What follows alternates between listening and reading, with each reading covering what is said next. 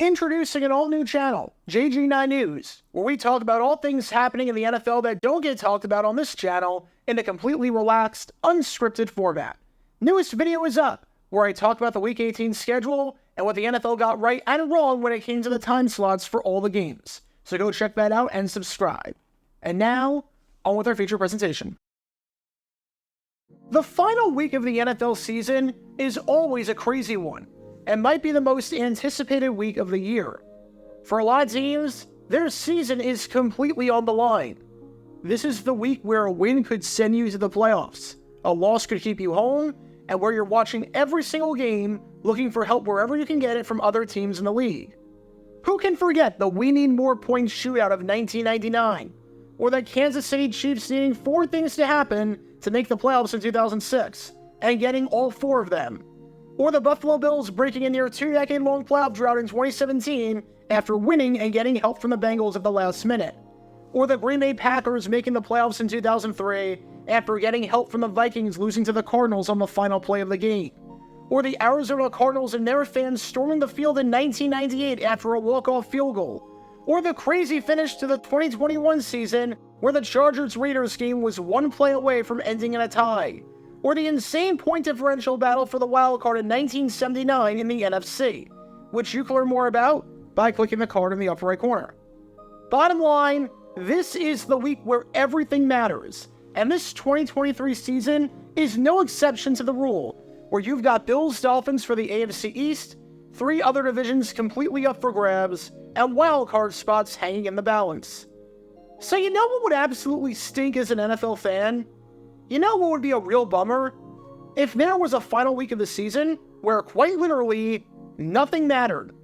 What if there was a final week of the season where everything was decided, every single seed was decided, and not a single thing meant anything?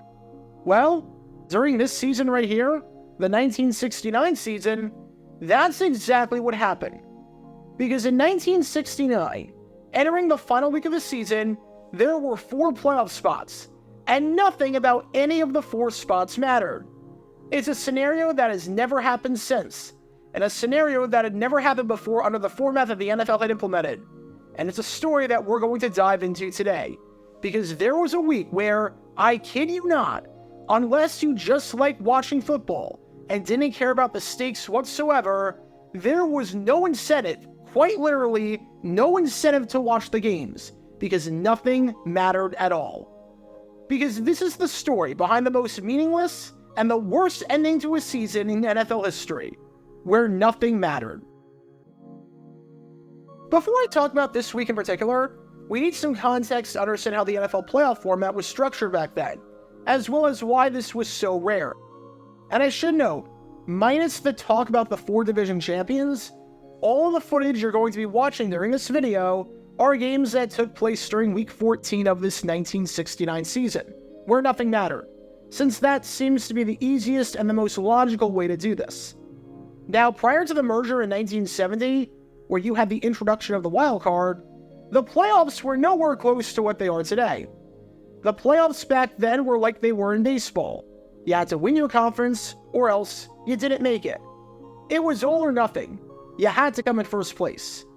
In 1967, when the New Orleans Saints joined the league, giving the NFL 16 teams, it split into 4 divisions of 4 teams each, where you had to win your division. So they added 2 more playoff teams, but the basic principle stayed the same. It was first place or nothing. Even despite that, though, every year had at least one of the conferences or divisions matter going into the final week of the season.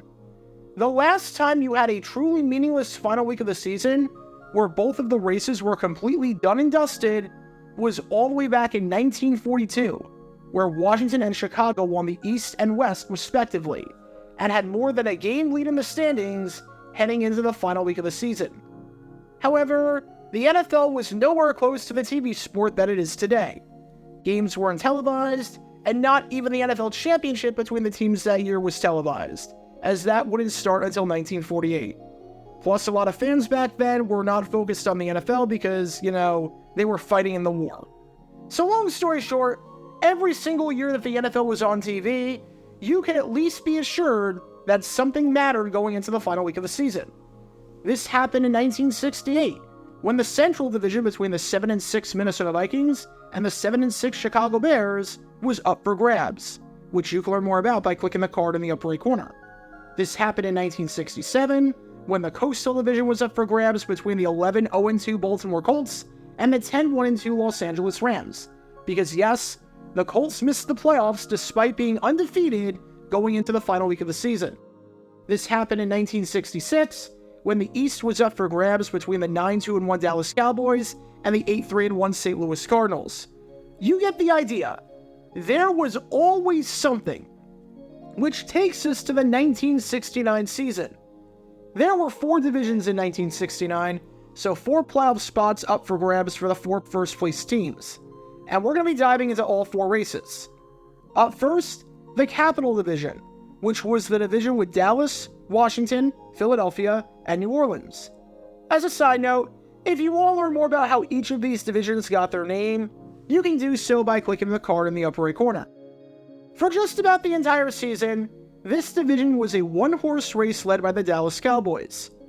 The Cowboys had this one just about wrapped up by Thanksgiving, as through the first 9 weeks of the season, Dallas was sitting at 8-1 with the second best offense in football, the second best point differential in football, and a 4-game lead over Washington in second place under the guidance of their legendary head coach Vince Lombardi. Entering the final week of the season, the Cowboys were the absolute class of that division, sitting pretty with a 10-2-1 record, while Washington was in second at 7-4-2, Philadelphia was in third at 4-8-1, and New Orleans was dead last at 4-9. Dallas was going to be your champion, and the other 3 teams were on the outside looking in. There was no way for either of those teams to make up this substantial deficit with 1 week to go in the season. Up next, the Century Division, which was the division with the Cleveland Browns, the St. Louis Cardinals, the New York Giants, and the Pittsburgh Steelers. Once again, much like the Capital, this was one of those divisions that seemed completely done and dusted by the midway point of the season, as through 9 weeks, the Cleveland Browns were the only competent team in that division, riding high with a 6-2-1 record. The other 3 teams? They had a combined 7 wins at that point, with none of them having more than 3 wins. Entering the final week of the season, Cleveland was showing no signs of slowing down, as they had won 5 straight games to enter the last week of the year at 10-1. Their opponent in the final week? The New York Giants, who were in second place. On paper, that sounds like a great matchup for the final week. First place against second place, potentially for the division. The only problem? The second place Giants were in second place at 5-8, or 5.5 games back. They were 5-8, the Cardinals were 4-8-1, and the Steelers were 1-12, meaning that entering the final week of the season, I kid you not, the Browns would have still had a chance to win the division if you took the other 3 teams and combined their win total. That's how pathetic and over this race was. Next up, the Coastal Division, which was the division with the Los Angeles Rams, the Baltimore Colts, the Atlanta Falcons, and the San Francisco 49ers. This division race is usually exciting. It was in 1967, when you had the Colts and Rams with a combined 1 loss between the teams entering the final week. And it was to some extent in 1968, where the Rams and Colts both finished with double-digit wins and were on each other's tails. But in 1969, not so much, because much like the other races, this one was over by Thanksgiving or thereabout. The Colts weren't anything special coming off of their Super Bowl appearance, sitting at 5-4. The Rams, on the other hand, were the best team in the NFL, and were 9-0. The Rams had built a 4-game lead with 5 to play, so it's no surprise if they were able to maintain that lead heading into the final week of the season. Los Angeles sat in first at 11-2 behind their MVP quarterback Roman Gabriel, and Baltimore was second at 7-5-1, making this the most lopsided and most boring year of the 3 in that usually tight division. Atlanta and San Francisco were irrelevant as always, with the Falcons entering that week at 5-8, and the 49ers entering that week at 3-8-2. Once again, nothing to play for. The Rams had the division won, which is a shame, because the schedule makers had the Rams and Colts playing each other on the final week of 1969, so they planned for a division title decider, and they never got it. And finally, you had the Central Division, which is what we know of today as the NFC North, with the Chicago Bears, the Detroit Lions, the Green Bay Packers, and the Minnesota Vikings. By the midway point of the season, this looked like the one division that could absolutely be something. The Vikings, Packers, and Lions were separated by less than 2 games at the top, so barring something crazy, like one team completely pulling away from the rest of the field, this was the one division that looked like it could go down to the wire and get interesting. However, as you might have been able to guess, one team completely pulled away from the rest of the field. The Minnesota Vikings lost their first game of the season to the New York Giants, and then proceeded to rattle off 12 straight wins with the number 1 offense and the number 1 defense in the league, and arguably the greatest defense of all time at that point. The Lions were 8-4-1, and the Packers were 7-6. So this division at least had some competent teams. But with the Lions being 3.5 games back of the Vikings, who were 12-1, this race was over. Don't worry about the Bears. They were 1-12 and were just miserable. So there you had it. The Cowboys were in the playoffs as division winners, and we knew that for a while. The Browns were in the playoffs as division winners, and we knew that for a while. The Rams were in the playoffs as division winners, and we knew that for a while. And the Vikings were in the playoffs as division winners, and we knew that for a while. Now you might be saying, wait a second, time out. Isn't it a bit harsh to call this week right here completely meaningless? Sure, all the playoff spots were decided, and we knew the 4 teams competing, but there's still seeding to play for. You've got the Vikings and Rams fighting for the number 1 seed and home field advantage throughout the playoffs. You've got the Cowboys and Browns fighting to potentially host a playoff game in the divisional round.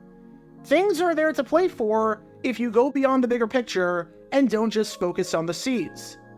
Well, the answer to that question is no. No, they were not. Because you see, the playoff format back in 1969 and up until the mid-70s was absolutely moronic. There was no such thing as seeding. Everything was completely predetermined. Why this was the case is a mystery, especially since the NFL didn't have to worry about stadiums potentially being booked due to baseball season in December. But it was predetermined as to which teams would play which teams in the playoffs, and where the games would take place.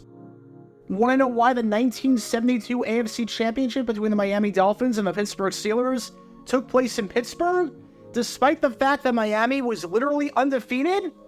Want to know why the 1968 NFL Championship between the Baltimore Colts and the Cleveland Browns took place in Cleveland, despite the fact that the Colts were 13-1 and the Browns were 10-4?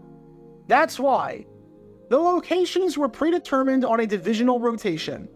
No matter what happened, the Vikings, as in the winners of the Central, would play the Rams, as in the winners of the Coastal, and the Browns, as in the winners of the Century, would play the Cowboys, as in the winners of the Capital.